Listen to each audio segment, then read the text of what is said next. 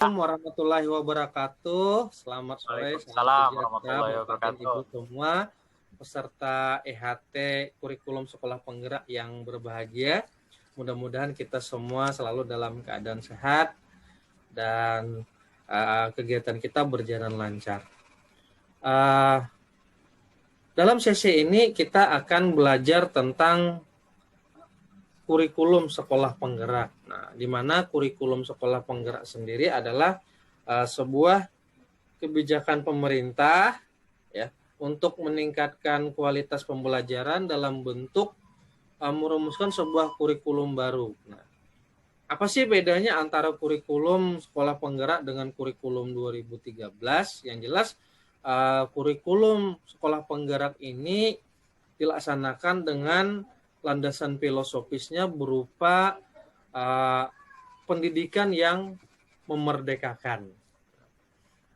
Artinya kurikulum sekolah penggerak dilaksanakan dalam bentuk secara real di dalam pembelajaran para guru memberikan kesempatan yang sebesar-besarnya kepada para siswa untuk belajar sesuai dengan karakter, bakat, dan potensi mereka, sehingga dengan demikian, dengan hal tersebut, maka siswa mampu berkembang secara maksimal karena dia belajar sesuai dengan karakternya, jadi tidak ada halangan-halangan lagi.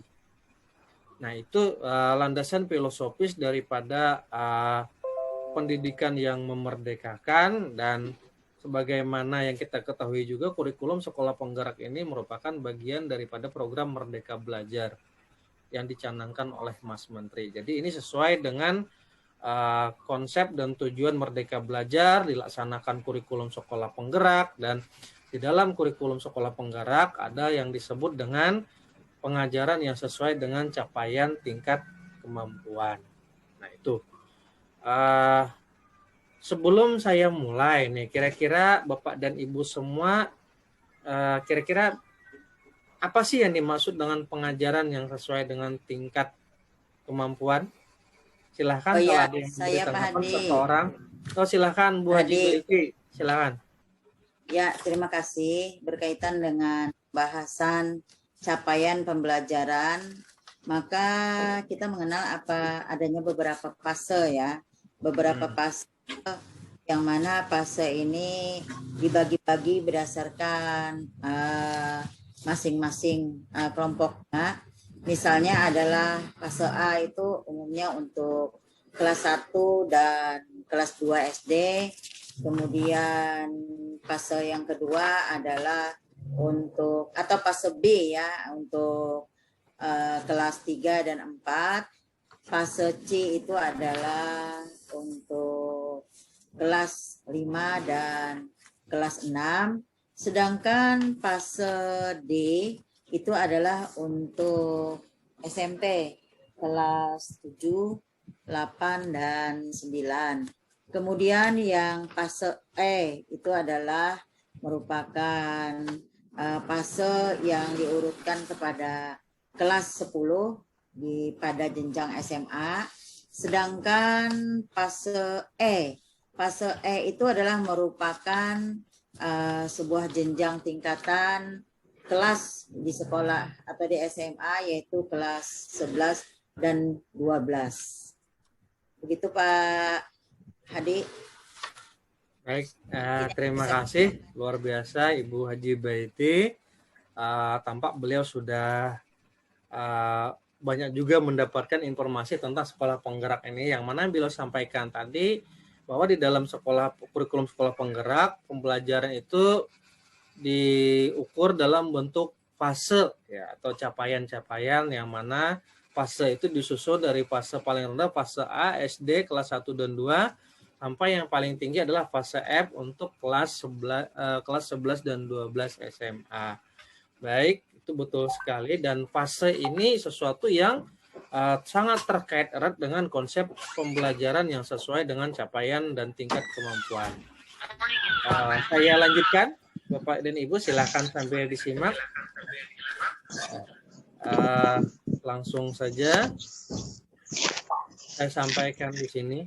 Di dalam kurikulum sekolah penggerak, pengajaran sesuai dengan capaian atau tingkat kemampuan itu Itu maksudnya adalah pembelajaran itu tidak lagi mengacu kepada konsep kelas, misalnya kelas 1 naik ke kelas 2, kelas 3 ya. Tetapi ya, pembelajaran dibuat dan disesuaikan dengan capaian atau tingkat kemampuan kebutuhan peserta didik untuk mencapai capaian pembelajaran yang diharapkan. Misalnya saya contohkan misalnya untuk anak kelas 10 SMA atau fase fase E. Bisa jadi nanti ada anak yang ketika dia naik ke kelas 11 dan 12 itu sudah fase F. Bisa jadi nanti ada anak yang naik ke kelas 11 itu statusnya dia masih berada di fase E. Sementara siswa yang lain mungkin naik ke kelas 11 sudah memenuhi fase E dan F. Jadi pembelajaran ini tidak lagi bersandar kepada batasan kelas tetapi batasan fase. Di dalam satu kelas bisa jadi ada anak dengan fase yang berbeda-beda. Nah, inilah yang disebut dengan pengajaran yang sesuai dengan capaian atau tingkat kemampuan. Nah, ini merupakan bentuk implementasi yang sesuai dengan filosofi pendidikan Ki Hajar Dewantara, yaitu dengan memperhatikan capaian dan tingkat kemampuan kebutuhan peserta didik sebagai acuan untuk merancang pembelajaran. Maka kita melakukan segala upaya untuk berpusat pada peserta didik.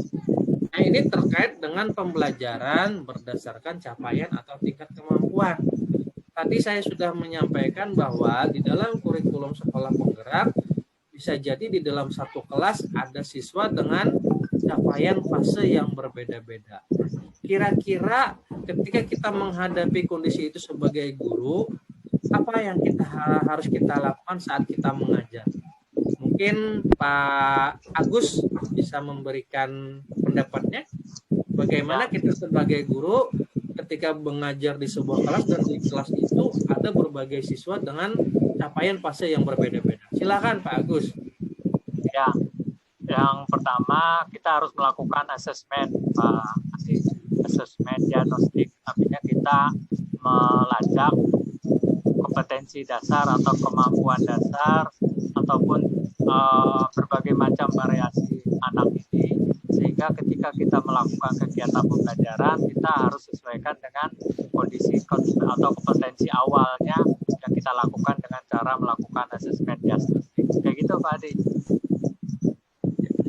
Baik, terima kasih Pak Agus, bahwa memang di dalam kelas kita harus melakukan asesmen. Nah, tujuan daripada adanya konsep pengajaran sesuai dengan capaian tingkat kemampuan ini adalah agar semua siswa di kelas itu bisa belajar sesuai dengan kemampuan dia, capaian dia di dalam pembelajaran sebelumnya.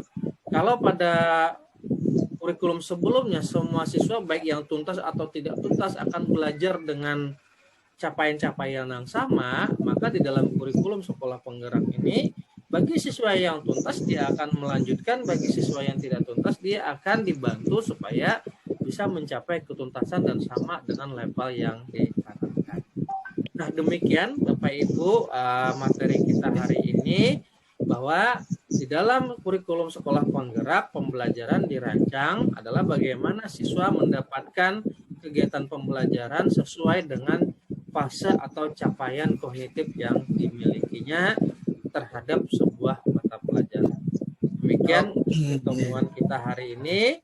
Terima kasih. Assalamualaikum warahmatullahi wabarakatuh. Waalaikumsalam. Waalaikumsalam warahmatullahi wabarakatuh.